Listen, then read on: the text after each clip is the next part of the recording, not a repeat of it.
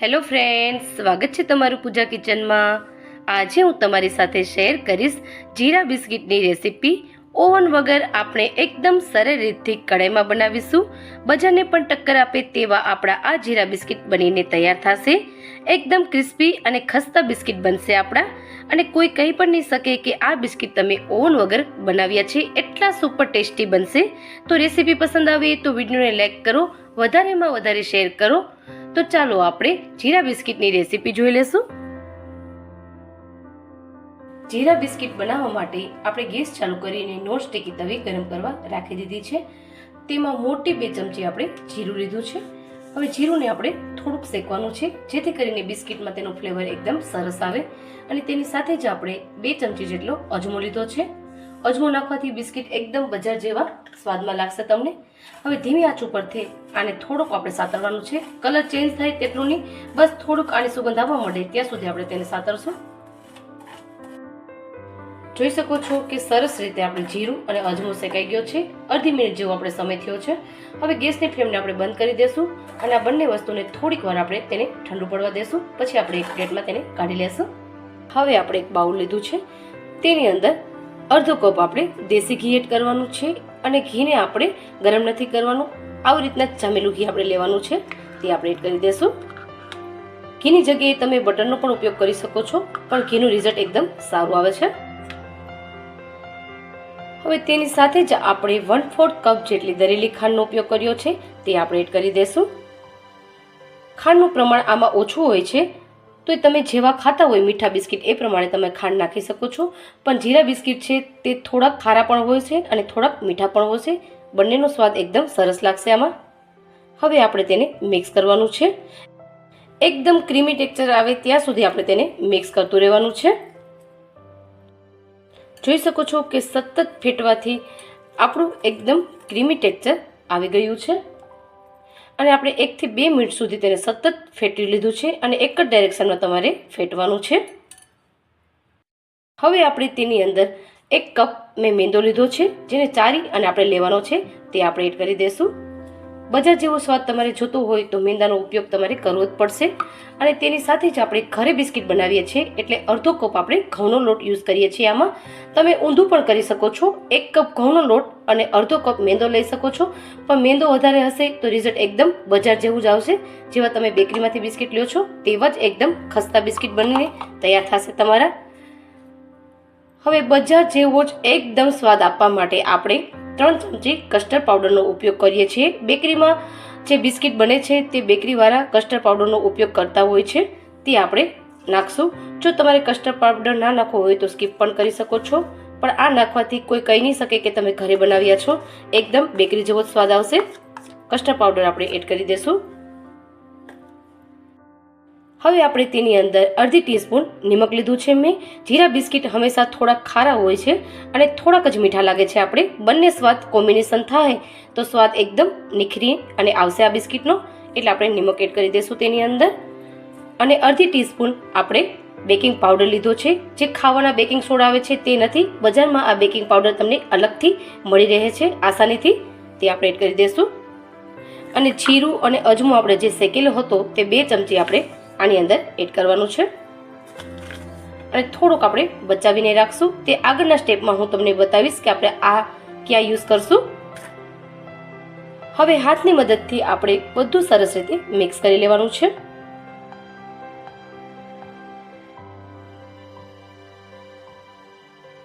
જોઈ શકો છો કે હાથની મદદથી આપણે મિક્સ કરી લેવાનું છે। અને લોટ બાંધીએ તેવી રીતના આપણે આને મસરીને નથી બાંધવાનો, ફક્ત હળવા હાથથી જ તમારે આ રીતના મિક્સ કરવાનું છે। જો તમે મસરીને બાંધશો તો આ મિશ્રણ તમારું આછું થઈ જશે અને તેમાંથી મોઇશ્ચરાઇઝર દૂર થવા મળશે। તે માટે બિસ્કિટ તમારા એકદમ ક્રિસ્પી અને ખસ્તા નહીં બની શકે છે, એટલે હળવે હાથેથી જ તમારે મિક્સ કરતું રહેવાનું છે। અને બહુ જો તમને કઠણ લાગે તો તમે આમાં નાની ચમચી 1 થી 2 ચમચી દૂધનો ઉપયોગ કરી શકો છો। જોઈ શકો છો કે મારે દૂધનો ઉપયોગ પણ નથી કરવો પડતો, એમનેમ જ આપણો ડો તૈયાર થઈ જાય છે। હળવા હાથેથી આપણે બધું મિક્સ કરી લેવાનું છે। જોઈ શકો છો કે આવી રીતના ડો આપણો તૈયાર થઈ ગયો છે। હવે આને સેટ થવા માટે આપણે 10 મિનિટ આપણે ફ્રીજમાં રાખીશું, એટલે એકદમ સેટ થઈ જાય। બનાવેલો ડો ફ્રીજમાં આપણો સેટ થાય ત્યાં સુધીમાં આપણે રોટલી વણવાનું એક પાટલું લીધું છે. તમે પ્લેટફોર્મમાં પણ આ કરી શકો છો. અને જીરું ને જે અજમો છે તે આપણે તેમાં એડ કરી દેવાના છે. હવે આપણે એક વેલણું લીધું છે, તેના આપણે ભૂકો નથી કરવાનો, બસ હળવા હાથેથી થોડું થોડું ક્રશ થાય ત્યાં સુધી આપણે રાખવાનું છે, જેથી કરીને બિસ્કિટમાં તેનો ફ્લેવર એકદમ સરસ આવે. જે આપણે આગળ યુઝ કરશું તેમાં આ કરવું એકદમ જરૂરી છે. જોઈ શકો છો કે આ રીતના આપણે તેને વેલણાની મદદથી દરદરા કરી લીધું છે. હવે આપણે તેને એક વાટકીમાં કાઢી લેશું. 10 મિનિટ જેવો ટાઈમ થઈ ગયો છે અને જોઈ શકો છો કે ફ્રીજની બહાર આપણે આ ડો કાઢી લીધું છે. હવે આપણે તેને રોટલી વણવાના પાટલામાં એડ કરી દેશું.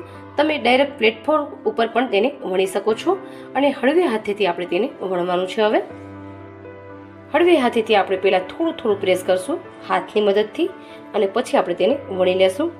સાઈડમાંથી આ રીતના ફાટે તો તમારે કંઈ ચિંતા કરવાની જરૂર નથી.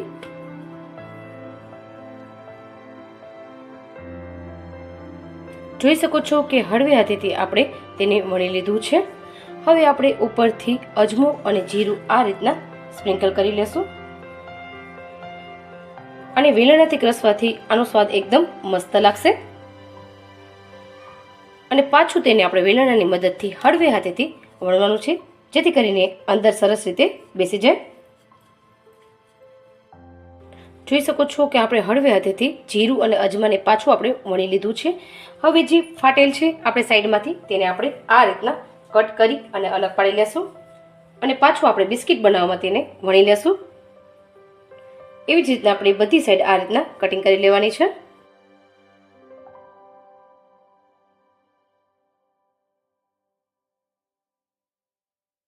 જોઈ શકો છો કે આપણે બધી કિનારી દૂર કરી લીધી છે. હવે આપણે તેમાં કાપા પાડશું. આ રીતના બિસ્કિટની સાઈઝ તમારે ગોળ કે ચોરસ જે રાખવી હોય તે તમે રાખી શકો છો, પણ હું એકદમ બજાર જેવા બનાવું છું તે માટે હું ચોરસ કાપું છું. જોઈ શકો છો કે આપણે બિસ્કિટને કટ કરી લીધા છે. એક પીસ હું તમને લઈને બતાવું.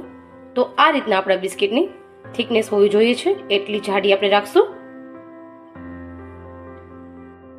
હવે બિસ્કિટને શેકવા માટે આપણે ઓવન તમારા ઘરમાં હોય તો તમે ઓવનનો ઉપયોગ કરી શકો છો, પણ અત્યારે હું ઓવન વગર તમને એકદમ સહેલી રીતથી કઢાઈમાં બિસ્કિટને શેકવાનું શીખવાડીશ. જોઈ શકો છો કે એક પ્લેટ આપણે લઈ લીધી છે અને તેની ઉપર આપણે કાગળ રાખ્યું છે. જો તમારી પાસે સિલ્વર પેપર હોય તો પણ તમે તે રાખી શકો છો. હવે આપણે એક એક બિસ્કિટને આમાં મૂકતા જઈશું અને થોડીક આપણે જગ્યા રાખવાની છે, જેથી કરીને બિસ્કિટ શેકાય અને ફૂલશે તો એકબીજાને ચોટે નહીં. બધા બિસ્કિટને આપણે પ્લેટમાં ગોઠવી દીધા છે અને આ રીતના આપણે બિસ્કિટમાં ગેપ રાખવાનો છે. હવે આપણે બિસ્કિટને શેકી લેશું. જોઈ શકો છો કે ગેસ ચાલુ કરીને આપણે કઢાઈમાં નિમક ગરમ કરવા રાખેલું જ હતું પહેલેથી અને તેની ઉપર આપણે સ્ટેન્ડ પણ મૂકેલું જ છે. હવે આપણે તેની ઉપર પ્લેટ રાખી દઈશું હળવે હાથેથી. જો ઓવન ના હોય ઘરમાં તો પણ તમે બિસ્કિટ એકદમ ઓવન જેવા જ શેકી શકો છો. અને ઉપર આપણે ઢાંકણ નહીં ઢાંકીએ, કેમ કે નીચે તો આપણે નિમક છે એટલે આપણા બિસ્કિટ એકદમ શેકાઈ જશે. અને ઉપરથી આપણે આ નોનસ્ટિક તવી પહેલેથી જ મેં ગરમ કરેલી હતી તે આપણે ઉપર ઢાંકી દઈશું, એટલે ઉપરથી પણ બ્રાઉન કલર આવી જાય બિસ્કિટમાં. આ એક અલગ જ ટ્રીક છે. હવે ઢાંકીને ગેસની ફ્લેમને મીડિયમ ટુ હાઈ ઉપર રાખીને આપણે 8 થી 10 મિનિટ સુધી બિસ્કિટને શેકવાના છે અને વચવચમાં આપણે ચેક કરતા રહેવાના છે કે બિસ્કિટ નીચે દાજે નહીં. જોઈ શકો છો કે 10 મિનિટ જેવો ટાઈમ થઈ ગયો છે. હવે બિસ્કિટને આપણે ચેક કરી લેશું. જોઈ શકો છો તમે કે ઉપરથી એકદમ ગોલ્ડન બ્રાઉન કલર આવી ગયો છે અને નીચેથી પણ આપણા બિસ્કિટ એકદમ સરસ શેકાઈ ગયા છે. જો તમે ઉપર ઢાંકણની બદલે નોનસ્ટિક તવી ગરમ રાખો તો તેનો સરસ રીતે શેકાવાનું રિઝલ્ટ આવે છે.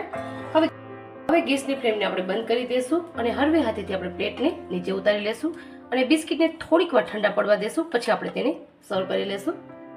જોઈ શકો છો કે ઓવન વગર પણ આપણા બિસ્કિટ એકદમ પરફેક્ટ રીતથી શેકાઈ ગયા છે. હું તમને બિસ્કિટ બતાવું. આગળથી પણ સરસ શેકાઈ ગયા છે અને પાછળથી પણ તમે જોઈ શકો છો. હવે આ બિસ્કિટ આપણે તોડીને જોશું. જોઈ શકો છો કે એકદમ બજાર જેવા જ એકદમ ક્રિસ્પી આપણા જીરા બિસ્કિટ બનીને તૈયાર થયા છે. તો કેવા લાગ્યા તમને આ જીરા બિસ્કિટ? છે ને એકદમ સરળ રીતથી ચોક્કસથી ઘરે ટ્રાય કરો અને મને કોમેન્ટ સેક્શનમાં જણાવો કે તમને આ બિસ્કિટ કેવા લાગ્યા. જો તમને આજની અમારી નવી રેસીપી પસંદ આવી હોય તો વિડીયોને લાઇક, શેર, સબસ્ક્રાઈબ કરો. બાજુમાં રહેલા બેલ આઇકનને દબાવો જેથી કરીને મારા નવા વિડીયોની નોટિફિકેશન તમને મળતી રહે. તો ફરી જ મળીશું એક નવી રેસીપી સાથે. Thank you.